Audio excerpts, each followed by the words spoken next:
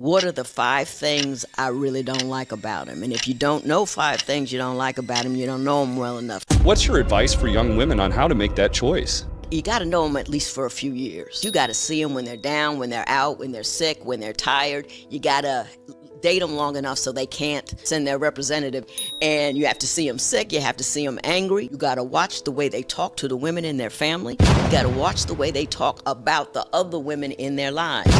Do they blame others for their own errors? That is a huge central red flag. And then you have to ask yourself, what are the 5 things I really don't like about him? And if you don't know 5 things you don't like about him, you don't know him well enough, because there's 5 things not to like about everybody.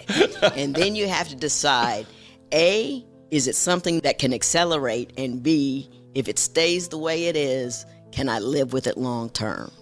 So if it's a temper, those things can accelerate. And you got to see who he gets mad at and how mad he gets and what makes him angry. And if he cannot blame himself for his own mistakes, he's a guy to run from. Also, too much too soon.